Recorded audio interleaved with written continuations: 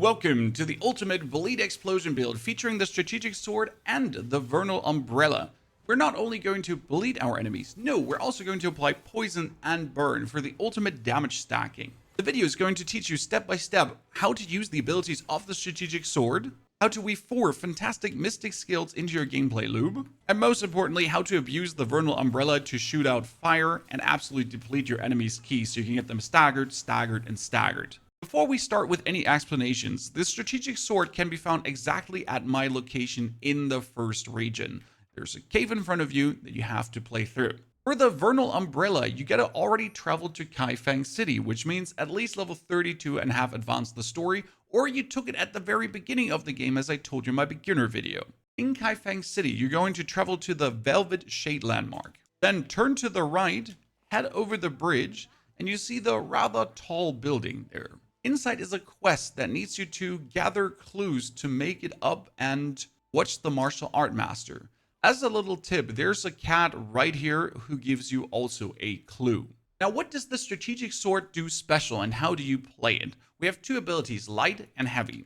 The light ability, inner track slash or dash to an enemy, unleash a quick slash, then you use it again and you apply massive bleed. Now this bleed, you can explode with the heavy attack skill, consume endurance to dash backwards, cross slashes in front of you, and then if the enemy has 5 stacks of bleeds, we see an explosion. Both of these abilities get boosted by the Sword Horizon Inner Way.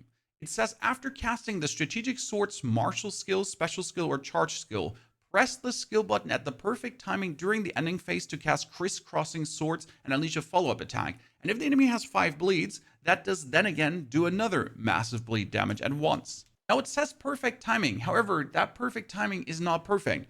I'm going to just press light attack, light attack, light attack, light attack, crisscross blades. Then the same goes for my heavy attack. I press heavy attack and then forward dash because of crisscross blades. Heavy attack, right? There is no perfect timing. Then I go for my charge attack and then I press it just again. No real timing. Just smashing the keys. How does this look now in a boss fight? And no worries, we'll also tell you how to grab Sword Horizon so you have the full range of moves. If you don't have it yet or can't get it yet, you pretty much do exactly what we're doing, just without the follow-up, which means a bit less damage. We got Lucky 17 as our example here. She's going to jump in. We're going to make our blades burn. Then we jump in with the Cloud Stab. Smash her down with the Guardian Palm, go for our light attack with the follow-up crisscrossing blades, then we jump backwards on the evade, dash through her, get out of her attack, jump backwards, again with the heavy attack, go through her, again, light attack kick in, we get our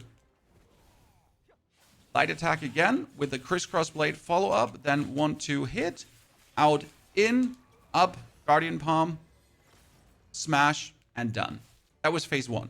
Generally speaking, you can use your light attack as a gap closer to get close to the enemy. And as he then starts attacking, you can use your heavy attack to get away from the enemy. And then if you wish to, you can dash back in or actually simply get away and start charging your heavy attack, which then allows you also to get back in. Alternative, that's also where your umbrella comes in. You jump back with your heavy attack, swap over to the umbrella, and then you can use your stun shot. Now, how do we weave the umbrella in to actually make our whole build even more deadly? The Vernal umbrella has 2 abilities. First, it can fire out a stun shot, which is extremely good. It can fully immobilize and it throws some bosses to the ground. Others, it just gives a little stagger. Then your second ability has your umbrella hover next to you and shoot out shots.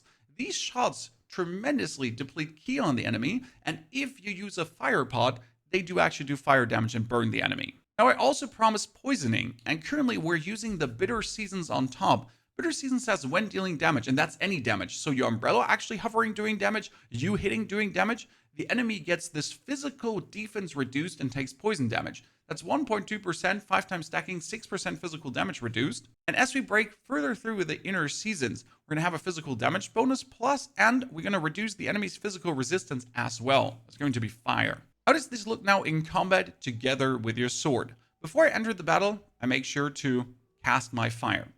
Then we're going to have her try to jump up, but I'm going to hit her already with my stun. Give her a few petals, she's going to charge into me, which is a bit annoying. Then we flatten her, again with a Guardian Palm. Since my blossoms are up to 3, I could make them already go next hover to me, but I don't want to. I want to have all 5. So she's already half down just from that. We're going to have the umbrella hover next to us, swap over to the sword, then avoid this, go for the light attack with the crisscross blade, follow up, boom. She staggered, that was phase number 1. Just because the umbrella is plenty nasty. Again, use the umbrella to stagger her for a second, use the fire to have the umbrella burn, get her the fire shots to have the poison fire go on, just avoid her blades by hovering, get the blade next to me, swap over to the sword, go for the light attack spam with the crisscross blade, stun her, then jump backwards out of her attack, go for the guardian palm jump, boom, and we're done with the fight. That was the bleed explosion. Then we go for the bleed explosion again if we wish to.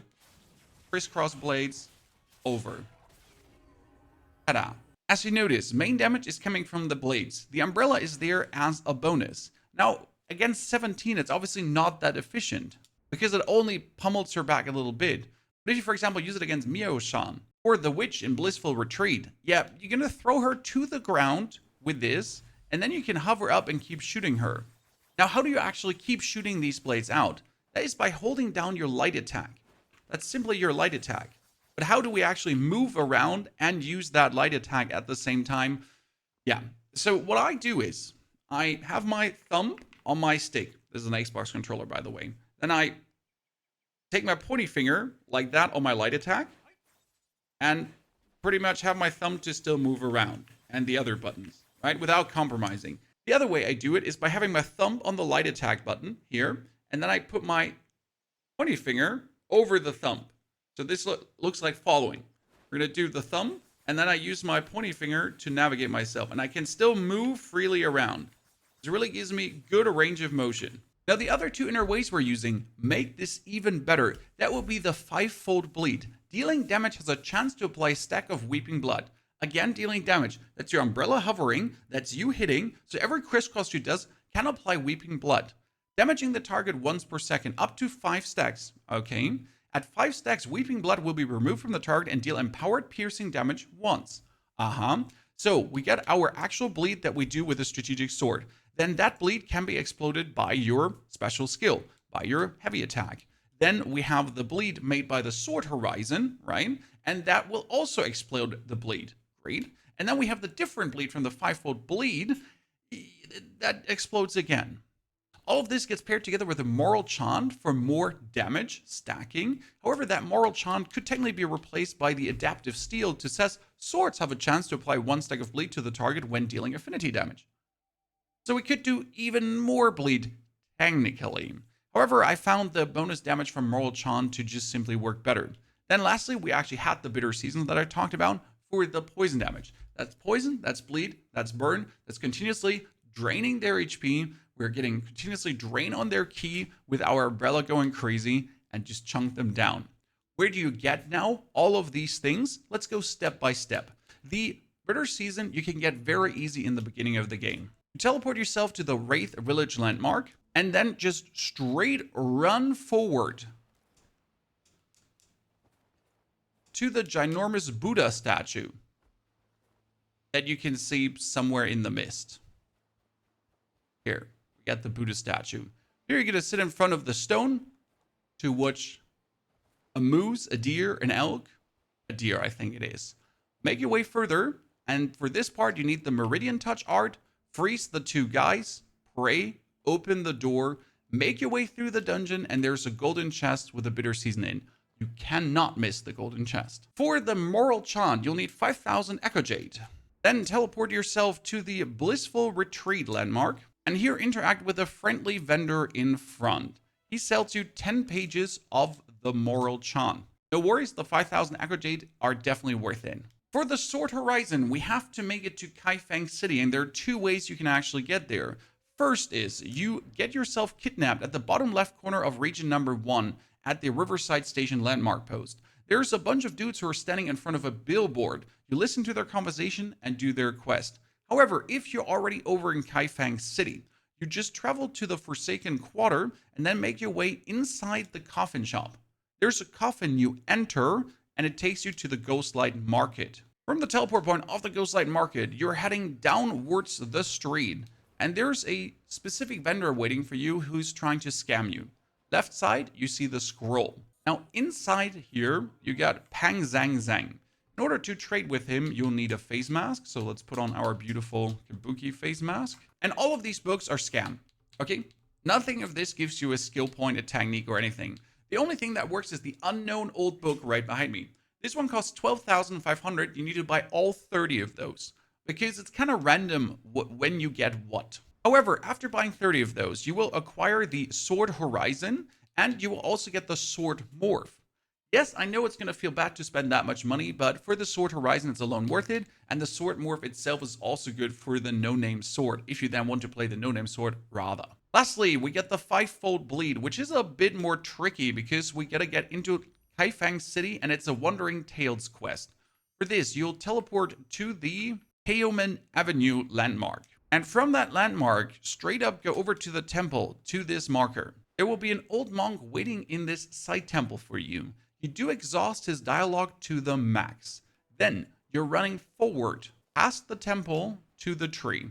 There's a thief waiting for you. You talk to him, head back, and play a little mini game with the monk. Then you need to open up your options and wait a whole day. Yep, wait an actual whole day. After you waited a whole day, you're entering into the temple right next to the monk, and there will be a lady standing to the door at this position. Talk to her, go back, do the same thing because she has a mini game for you too. Then wait another day, and that's the old monk. You're gonna go right here, and there's another dude standing, which you also take back to the old monk and exhaust his dialogue. Afterwards, you're gonna open the map, press on the regional progress percentage behind me, then go on Wandering Tales and scroll until you see the Lantern Hall quest. And then you can claim the rewards for the Fivefold Bleed tome. Good, now in the fight we quickly talked about Mythic Skills, and what I love to use is the combination of Cloud Step together with Guardian Palm. Cloud Step allows you to jump on an enemy, and while you're still mid-air, you can press the Guardian Palm button to smash down like this. Very powerful. As I then get our opponent staggered, I have another thing I like to use. Let's get her staggered really quick, and that would be either my bell, like this, or I like to use my Dragon's Breath, and then obviously do the execute.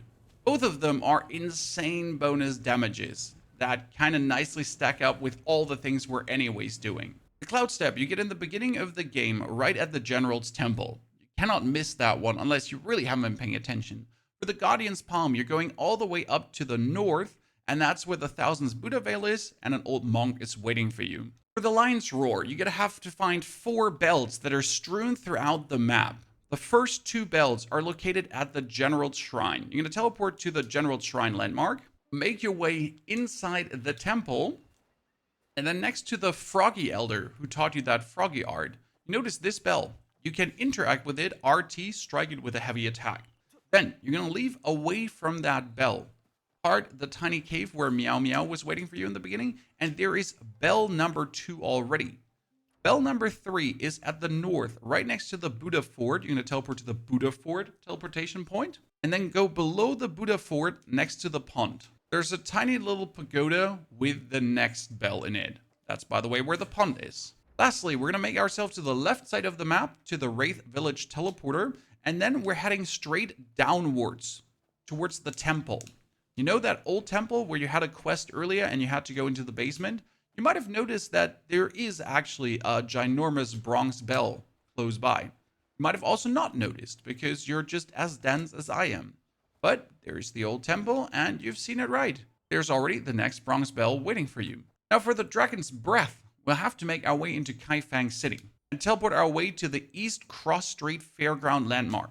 Then you run into this giant temple-esque building thingy. I don't even know what to call it. The Dragon Den. And inside you'll find a 9 Mortal Ways disciple.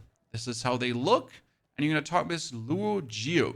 He gives you a quest to find something stolen. For that stolen, you're actually going to the main south gate. Then turn to the left, run down the South Gate Avenue, and you are looking for a vendor who's selling straw sandals. If he's not there yet, advance the main quest or change the time of the day. This is Liang Huan. You go for the Celestial Seas and steal from him the book that you need.